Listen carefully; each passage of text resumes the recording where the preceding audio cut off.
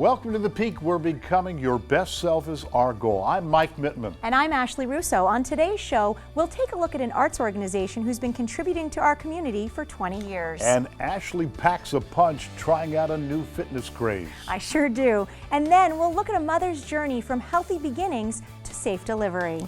Emily meets a volunteer who's really going to inspire you. Stay tuned. This is The Peak.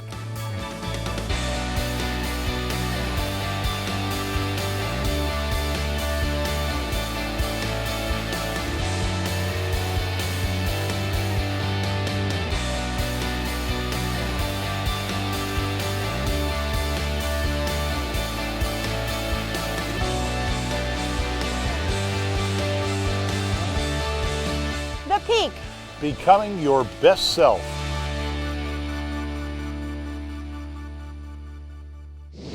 Zollner Arts Center is more than just a college performing arts facility. It's a renowned center for education and entertainment. Take a look.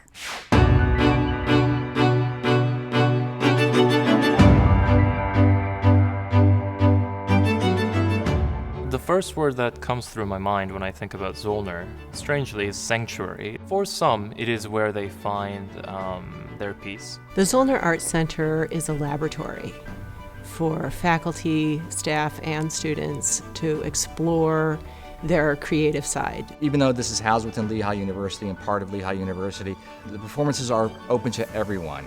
It's really a gem in our own backyard. Zollner is one of the great conveners of our community. It's a venue that can bring together faculty, students, staff, local residents, all in one location to have a shared experience and then to talk about what they see and learn here in Zollner. Zollner Arts Center was built in the 96-97 academic season. It was a long-term vision for the university. There were certainly some very key stakeholders that believed that to have a great engineering university, you really needed a great space for having an outlet for creativity and ingenuity for the students. And it also was going to be an opportunity to change the public face of Lehigh by having a building for the community that was highly accessible for them to be able to use in addition to the Lehigh students. For 150 years, Lehigh University has been doing amazing things. And 20 years ago, when they had the foresight and the innovation to build Zollner Arts Center, I think it was a wonderful gift to the Lehigh Valley.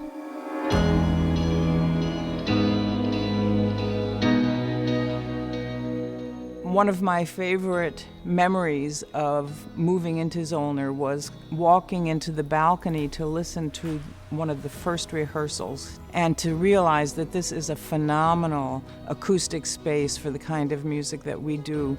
Having a beautiful and appropriate facility acts as, I think, a galvanizing mechanism to bring an audience together. Like no other art center in the Lehigh Valley, Zollner really reaches out to the community. They have an educational mission, and not only for Lehigh students, but for the community at large. They bring in a lot of high school and elementary school students for free performances. Creating that community opportunity to expose our community, our neighborhood, to the kinds of arts experiences that are available at Zollner is a terrific thing. The guest artist series at the Arts Center is designed to be multidisciplinary and multicultural, and that's exactly what we try to do. We present about 30 programs over the entire course of the year.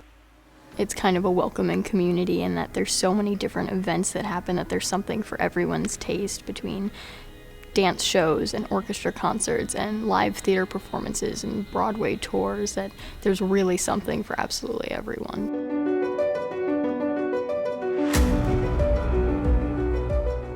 20 years ago, when Zollner first opened, they did a wonderful job presenting shows and musicals. But over the last 2 decades, they've really reinvented themselves. Zollner seems to react to what the community wants, what the students want, what the faculty want, and what business partners want. It means a lot to have a space like this, because it means that the arts are appreciated and that you can see that people really want to come and see what you are doing, and that it gives validation to what you want to do with your life. It is a symbol of Lehigh's commitment to art, performance, music, and in general to culture, cultural events that help to augment and support the education of our young people. We're going to turn the power of this art center out onto the community to not only show how the arts are effective and what we put into this building, but how we can take those arts out in the community and make the Lehigh Valley an even better and stronger place for its own future in the next 20 years.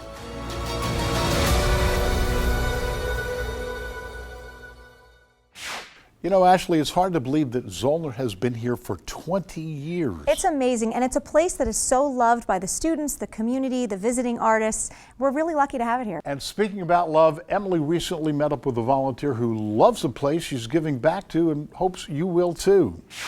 Thanks, Mike and Ashley. I'm here at St. Luke's University Hospital with Ashanti Littlejohn. Ashanti, thank you so much for joining us. No problem. So Ashanti, tell me a little bit about how you got started at St. Luke's and volunteering. Okay, so I always knew I wanted to go into the medical field, but like back in middle school, I was like interested in becoming a police officer or like a lawyer, but then like my mom was in the healthcare side with the insurance. My aunt, she worked as like a PCA in New York, and also my grandmother, she worked in a mental institution. Not like just helping people. So you've been surrounded with the medical field pretty much your whole life. Yeah. Now, why would you encourage other young people to get involved and get out in the community and to even learn about a hospital like this? I guess it's like, especially within this community, I've also worked as a summer camp counselor. And it just like, it teaches them that there's more to life than what they are normally used to when you're in a park and you're with all your friends and you're arguing about something that's so minimum, you know, and like you realize that there's so much that can happen within a day. You can see one person and then they're gone, and it just gives them the chance to grow up.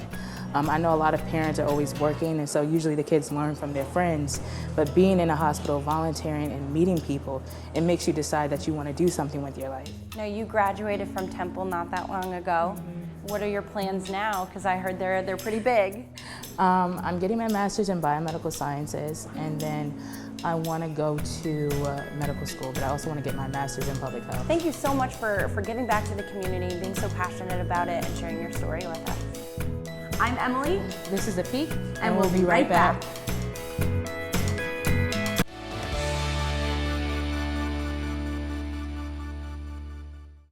Over the years, Ashley and I have tried many different fitness routines, but this one dates back centuries.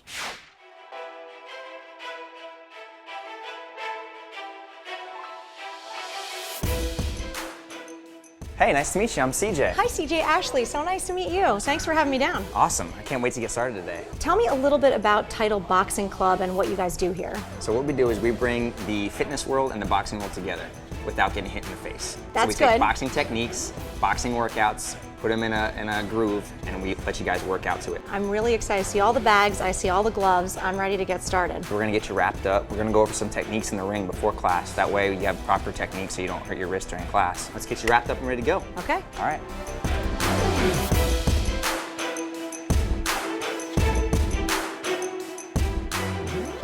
Your front hand's your jab, your back hand's your cross. Go! Perfect. Front hook. All right. Good. And then throw that back hook. Good. Elbows up. Now you have your uppercuts. Uppercut. God. Straight up. It's a lot, right? Uppercut. Good. Front uppercut, back uppercut. And now we're going to do a combo. Oh, this is when things It's gonna tend be to simple. go awry. It's but going to okay. be simple. You're going to throw your jab, your cross, your lead hook, your rear hook, your lead uppercut, your rear uppercut. So it's just all 6 in a row. Jab, cross, hook, hook, uppercut, uppercut. Perfect. All right, this was fun. You guys have a great day.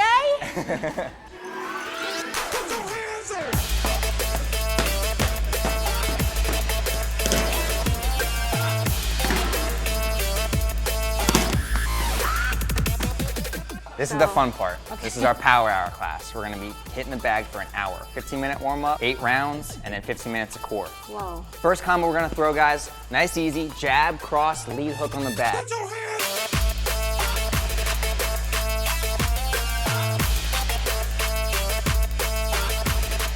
Good, we're gonna switch that combo up now. Switch that combo up. You're gonna take it jab, cross, hook, uppercut. Jab, cross, hook, uppercut. That's it, keep it going, keep it going. Good work, good work. Come on guys, hit it, let's go. Good, let's take it into our burnout. Non-stop uppercuts, let's go, let's go. Keep it going, quicker, quicker, quicker, quicker, come on, come on. Faster, faster. 4, 3, 2, 1, and time. Good job, guys. Oh, you have good speed with that. I got to work on that. Okay, all right. Tell me what your name is. My name is Mandy. Mandy, how did you find the Title Boxing Club? I tried every gym in the valley, and this by far was the most fun. It's different every time. Super family friendly. My kids come to the Title Tykes, so they're little boxers as well. Oh, that's cool. It's been awesome. Faith, you're the owner here at the Title Boxing Club. How did you get the idea to open a boxing club? Well, my husband's crazy. And he was like, I want to start our own business. Let's do something fun and unique. And so we searched and searched, and this is what we found. Faith, I know that you guys do a lot to support the community. Tell me a little bit about what you do and why that's so important to the Title Boxing Club. We feel that you're only as strong as your community. So we want to bring people in, make sure they're strong and healthy, and we give about 10 to 15 donations away per month. I love that, and I love to know that your clients know that when they're supporting your business, they're supporting the community. Supporting the community at the same time. Absolutely. Really Yeah. cool. Love that. Thank you. I have to say, it was an unbelievable full body workout. I was much more focused, I think, on the gloves and the punching, and all of a sudden I realized that I was actually engaging my lower body, my core, and my upper body, and my mind all at the same time. So thank you for having me here today. Anytime. Thank you great. guys for coming out. We appreciate it. All right, well, let's punch a few more bags before we go. Let's do it. All right.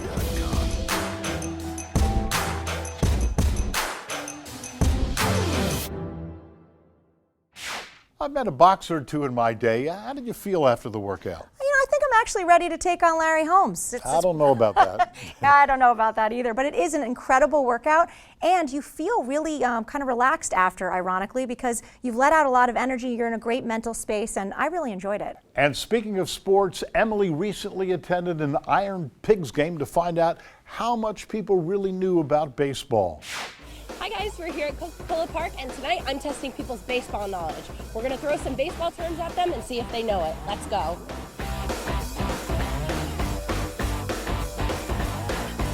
Would you say that you kind of know some baseball terms? Yes, I do. All right, so we're gonna test your baseball knowledge. Can of corn. I don't know that one. I know what a can of corn is, but that's a baseball term. Can of corn is a fly ball. Pop up. Pop up. So good. Do you know what a pickle is? I don't know what a pickle is. Maybe that's being in a rundown. I don't know what that means, but if you mean in between bases, then you're right. Yeah, a K. Like the letter K. I see them on the board, but I don't know what they mean. I can't even think of anything. It's shorthand for a strikeout. Are these even baseball terms? They are. I didn't think so either, but they are. Be sure to follow us on Facebook and Twitter. I'm Emily, and thanks for watching. Thanks, Emily. Coming up next, we'll explore the importance of having a trusted physician when expecting a baby. Stay tuned. This is The Peak.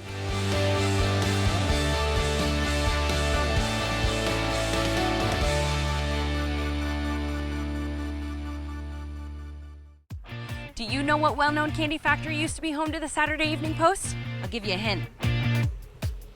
Just Born is a third-generation, family-owned candy manufacturer that was originally founded in Brooklyn, New York in 1923. 9 years after its inception, Just Born was relocated to Bethlehem, Pennsylvania, where it's been ever since. You've probably seen Just Born products everywhere, but are most familiar with Marshmallow Peeps. In 1953, it took 27 hours to create one Peeps marshmallow chick. With today's modern technology, it only takes 6 minutes. Today, Just Born is one of the largest candy companies in the United States, with hundreds of people working 12 to 18 months ahead of the season to bring you your favorite sweets. So the next time you need to brighten your day, grab something sweet from Just Born. I'm Emily, and that was a peek at the Valley.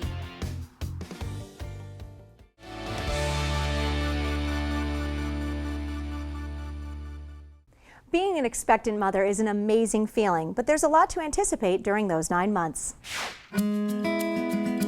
So as of today, I'm 30 weeks pregnant, so into the 3rd trimester. So everything's going well so far. When I went to the gynecologist, you never knew which doctor you were going to see. Dr. Riedel and Dr. Toussaint were very consistent in that you saw one of them each time and they rotated through, so you developed a relationship with each of them. Well, we take great pride in getting to know our patients. When I joined this practice, we made it a point to see our patients equally. It's important for us to get to know them, to gain their trust.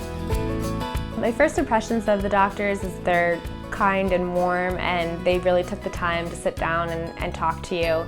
Most first-time moms have many, many questions, and nobody teaches you these things. And being able to educate my patients and making an impact in their lives is actually the best feeling I can have. Which is really nice because you don't know what to expect.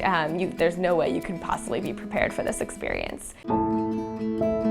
Everything we do in obstetrics is based on how far or how many weeks they are in the pregnancy. I'm feeling good so far. We had a little bit of an upset in which I got diagnosed with gestational diabetes. We screen all women around 26 to 28 weeks for gestational diabetes, and which happens up to about 7% of pregnant women. I think within 2 hours I'd heard from both doctors, the nurse, and the nutritionist all at once. I think that's like the biggest thing as a pregnant woman. You're like constantly worried about what's next and how this is going to affect everything and falls in line. We are very open to our patients that ask many questions. Our patients are very knowledgeable, they're well read. I think it's important the patient needs to educate themselves too, and we try to educate them with every visit. I obviously have a lot of questions. Is this immediately a danger to my baby? What's happening? How fast do I have to get this under control, and what do I need to know? I want them to know that I respect their thoughts and their role in the decision-making process that's involved in their care. I think that the personal relationship will especially become important. I mean, it's been important since day one to me, of course, but when it's actually go time and we get into the delivery room and they've gotten to know me the whole way through and every experience that we've had. And this is Franklin Martin Horvath.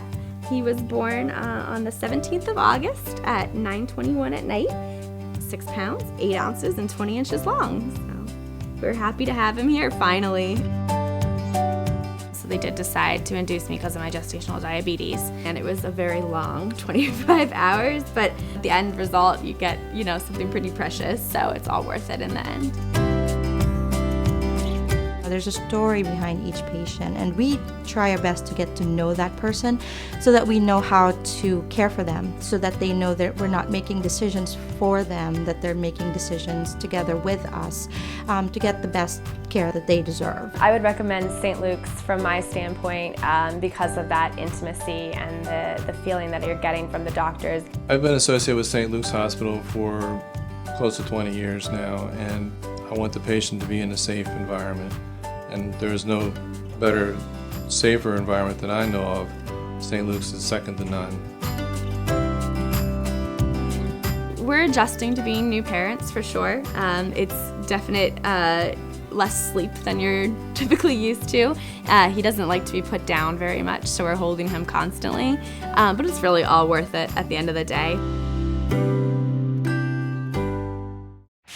Joining us in the studio today is Dr. Jennifer Janko, Chair of Pediatrics at St. Luke's University Health Network. Dr. Janko, thank you so much for being here. It's a pleasure to be here. Why is it so important to be proactive in an expectant mom's care? Well, as a pediatrician, we're so interested in the health of the baby, but we know that starts with the health of the mother. So healthy moms and healthy pregnancies help us get to healthy babies. When does a pediatrician get involved after the baby arrives? Well, as soon as the baby is born in the hospital, a pediatrician will tend to the baby to take care of immediate needs. And so sometimes that'll be the pediatrician that works at the hospital. Sometimes that may be the pediatrician that you've selected to take care of the baby after the hospital. And no matter if it's a woman's first, second, or third, it's such a very important experience. Why is St. Luke's University Health Network so committed to making sure that you're just not a number? Every baby really is unique. It's a unique experience and unique healthcare needs. And so we want you to know that that's not just another baby for us. This is really just a new special miracle that just happened. As you mentioned, it is a special miracle each and every time. What about care after the baby is born? So after your baby goes home from the hospital, the first visit with your doctor should really be within just a few days after going home. And it's because there's so many changes that are happening in those first few days. It's a good way to really establish care with the doctor, to get used to going to the office. And so that your doctor, your health team is really going to be checking out for many different things at that first visit and for every visit thereafter. And as you mentioned, it is a team to make sure that everything stays right on track. Truly it is, because I always say this is a package deal. So mom and baby come to the hospital, the OB doctors will be talking to the pediatricians. We hope that every pregnancy is a normal and healthy pregnancy, but we know sometimes there's some issues that happen. And so the more that we work together as a team, that information gets communicated, and the benefit is ultimately to the family. As we just saw, some women can experience problems such as gestational diabetes, but that's not an obstacle that can't be overcome. Absolutely, and so something as simple as that can be detected with a routine screen, which underscores the importance of mom going to those regular visits with her OB. When that information gets communicated to the pediatrician, then we know what things to look for to make sure that the baby's blood sugar, for example, stays healthy and normal. What are some tips that you may have out there for all the expectant moms? Is there any advice that you can give to them? Absolutely. It's one of my favorite questions. And I think many times you're focusing on your pregnancy, and then the baby comes and people feel a little ill-prepared about what to do. And so I think looking for a pediatrician in advance of the baby's birth is always a great idea. Check and see what's around. You can absolutely make a visit with the pediatrician ahead of the baby being born. Get to know the other members of the team taking care of your baby. Dr. Janko, thank you so much for being here and sharing your words of wisdom to all the expectant moms. Absolutely, my pleasure. It's probably one of the most fun parts of my job is when a new baby comes into the world. For more information on pediatrics at St. Luke's University Health Network or any of today's topics, just go to our website, thepeaktv.com. Thanks for watching. Have a great week, and remember, every day is your chance to be your best self. This is The Peak.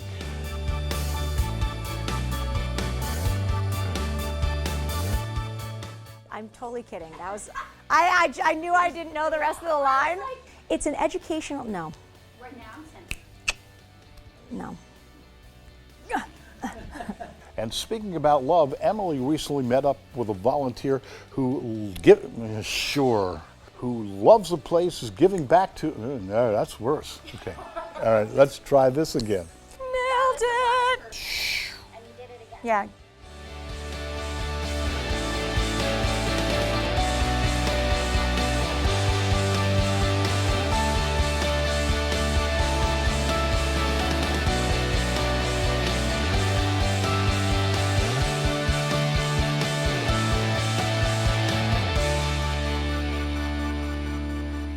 The Peak TV is a production of ASR Media.